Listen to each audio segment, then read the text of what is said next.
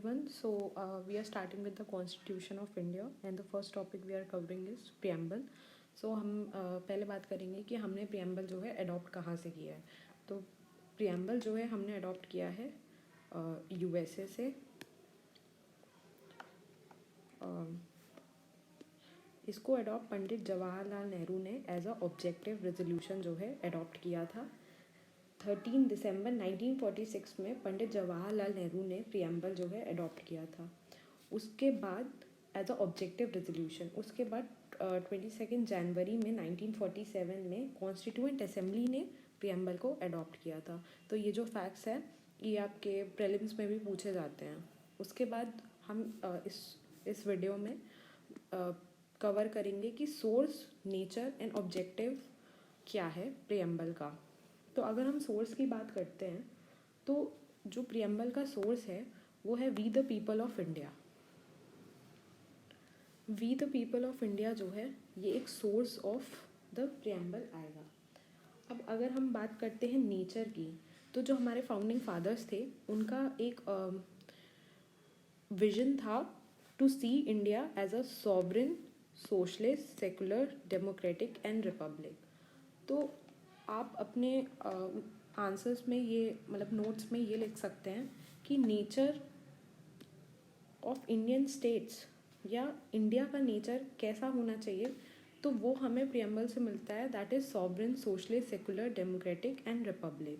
अगर बात करते हैं ऑब्जेक्टिव की तो justice, liberty, equality and fraternity, these are the objectives जो फाउंडिंग फादर्स ने अडॉप्ट किया था.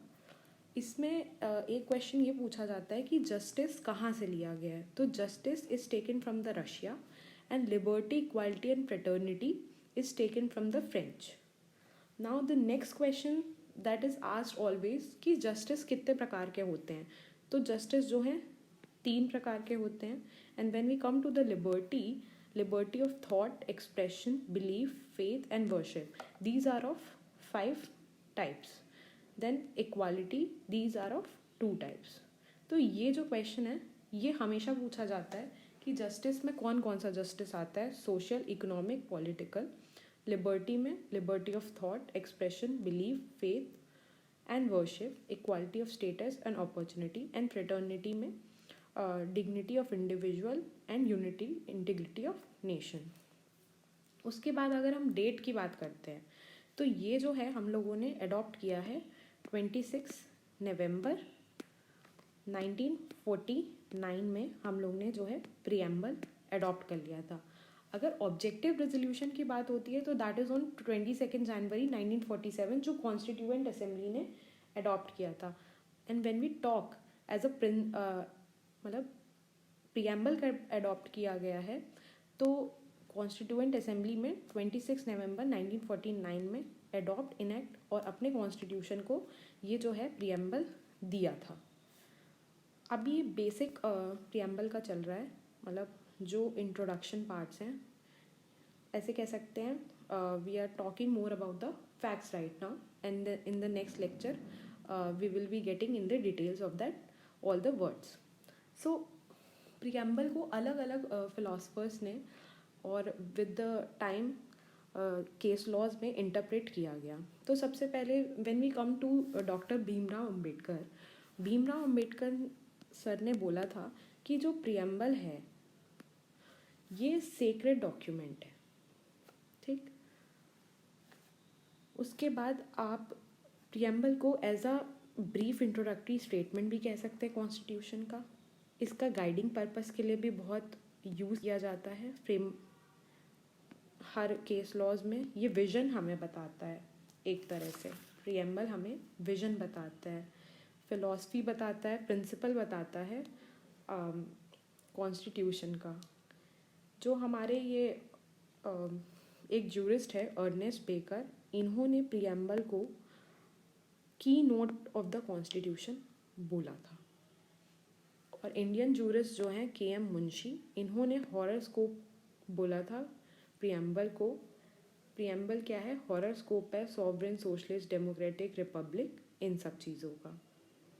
तो ये सब जो है आप अपने इंट्रोडक्शन में लिख सकते हैं कि प्रियम्बल को क्या बोला जाता है एंड व्हाट इज़ प्रियम्बल। एक केस है आपका Sajjan Singh versus state of Rajasthan. इसमें प्रियम्बल को sum and substance of the constitution बोला गया था। आप एक गोलकनाथ वर्सेस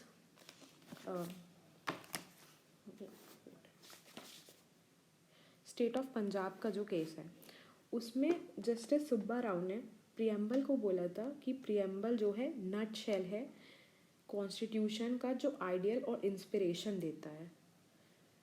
ये आप अपने केस लॉज में ऐड कर सकते हैं एज कि what is preamble to the introduction, मतलब कि प्रियम्बल को क्या क्या बोला जाता है।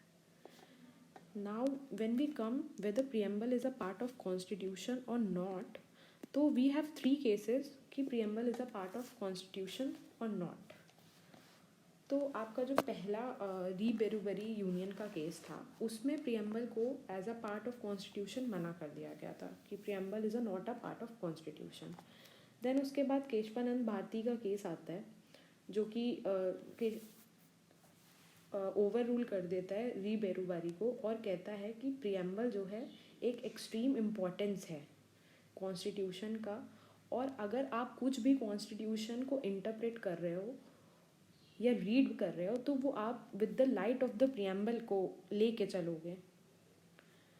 मतलब प्रियम्बल हम लोग को एक तरह से इंट्रोडक्टरी पार्ट बताता है कि मतलब आइडियाज़ या विजन्स क्या हो सकते हैं कॉन्स्टिट्यूशन का।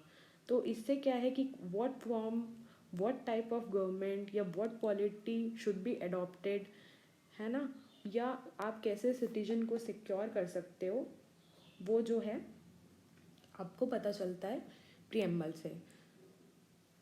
तो केशवानंद भारती ने ये सब तो बोला ही था, साथ में जो अगर जो मेन पॉइंट्स हैं अगर हम देखें तो दो चीज़ें बोली थी कि preamble is a part of constitution and preamble can be amended subject to the basic structure of constitution. तो आज के लिए सिर्फ इतना ही। Thank you.